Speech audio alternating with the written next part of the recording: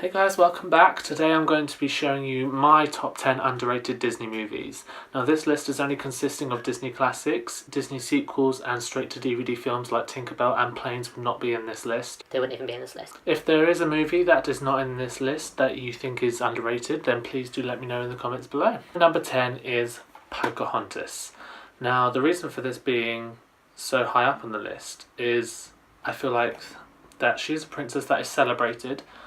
She's got dolls and stuff in the Disney store and things like that. You don't really see her wandering around Disneyland, or Paris anyway. I haven't been to Florida, so I don't really know about that. But if she is, then let me know. But also the film itself has, I don't think it was a big success, and I think that is obviously why they tend to just brush past it. But I generally love this film. I think the soundtrack is amazing, and the animation is stunning. It makes you feel something when you watch it, and I love something that tells its story well.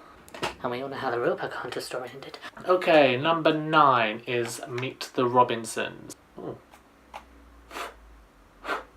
Dusty. Now this movie came out around the time where Disney brought out loads of films and they weren't really doing very well, like Treasure Planet, Home on the Range. I remember the first time watching this and there was a twist that I didn't see coming, and I generally sat there and went, what? And this film is generally based around Walt Disney as well. They carry one of his famous slogans all the way through the film, and that's what it's based around. So yeah, if you haven't seen this one, do give it a go, and if you have seen it, go and rewatch it, because it generally is, I think, one of the most underrated. My number 8 is The Emperor's New Groove. Now this had a sequel and a Disney Channel TV series, which could mean that it was popular in some ways. But again, like with Pocahontas, you don't see the characters walking around Disneyland. That doesn't mean it's successful if they're walking around Disneyland. I'm not saying that. But I just think that it should be in the limelight more than other films, like Frozen. Yeah, I think this film should be celebrated more. It's hilarious. I really do love this movie. Number 7 is Oliver and Company. I watched this when I was little so many times on video. When you grow older and they come out, and they bring them out again on DVD and Blu-ray, it just made me love it even more. The songs in this movie are fantastic. They really are that great. If you haven't seen this, go and buy it. Go and watch it online. Do whatever you can, because it really is a great film. It's based on Charles Dickens' Oliver, obviously with a Disney twist, animals, and it's not as brutal. I don't think there's any murders in this one, unlike the Charles Dickens one. But yeah, again, you don't see the characters walk around Disneyland. There's no merchandise. I don't think there has ever been any merchandise for this film. Number 6 is Mulan. Again, like with Pocahontas, there is merchandise with Mulan. Do the characters walk? The characters don't walk around Disneyland Paris. Again, probably one of the best soundtracks. Reflection is amazing. I'll Make a Man Out of You is amazing. And the animation is... Mulan is probably one of the only females in Disney history to save the guy. Do you know what I mean? Like, actually kick ass and save the guy. She kicks ass. Number 5 is The Sword in the Stone. Now I remember borrowing this off of a friend. Not this version, when I was little. I remember borrowing the video off a friend, and it was a pirate copy, I think. That had been the only ever version that I had seen. So when I was collecting the Disney classics for the numbers, with all the numbers on the side, I saw it for the first time on Blu-ray.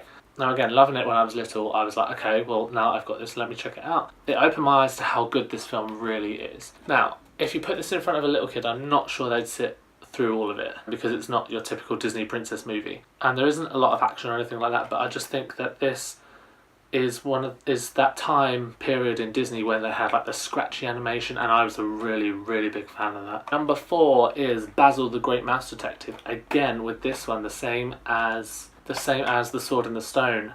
It was in that time period where the animation was a bit scratchy and new and different. And this is unlike anything that has been brought out, in my opinion. It's based in London. The characters aren't really celebrated. The film isn't really celebrated. It's generally one of the best classics. So underrated. Number 3 goes to The Black Cauldron.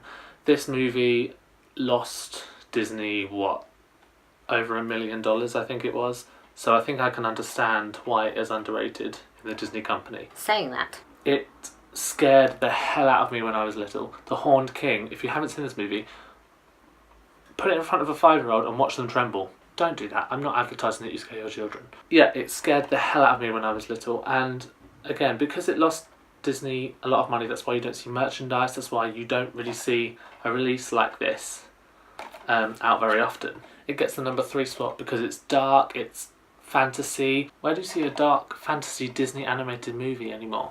You don't. Okay, number 2 goes to The Hunchback of Notre Dame. Just for the soundtrack alone, it gets the number 2 spot. The animation is amazing, the story is amazing. Again, I watched all of them when I was little, but I watched this one probably more than any of them, minus The Little Mermaid, but that was popular. Yeah, for the soundtrack alone, it gets the number 2 spot. They did a Broadway musical twice, I think. I think they recently just brought one out. And the new cast recording is amazing. I was sitting on the bus listening to it and I got goosebumps. So yeah, just for the soundtrack alone, it gets number 2. Go and watch it. The top spot for the most underrated Disney movie goes to The Wild. I'm joking. It goes to Hercules. Now again, this gets the top spot alone for the soundtrack. It is amazing. The animation is amazing. The story is obviously amazing. Again, I think this might not have been a big enough hit for them to actually bring characters out. There are a few, like Hades comes out during the villain Halloween section in Disneyland and stuff, but you don't see Hercules or Meg walking around Disneyland. There isn't enough merchandise out there. They're just bringing out Hercules Pops, which are selling really well, or pre-order, are selling really well, and everyone wants them. So that could mean that Hercules is on the rise. They're also doing a Broadway musical of this, which should be interesting. And the Muses should have their own movie, goddammit. Sassy black women singing all these notes up there, like, oh, amazing. So yeah, the top underrated Disney movie, in my opinion, is Hercules. Okay, that's it guys. Thank you so much for watching. Please do give this video a big thumbs up, or a thumbs down if you don't like it, but share the love. And click the subscribe button and the bell button to keep updated with all my newest videos coming to you every week. Thanks guys.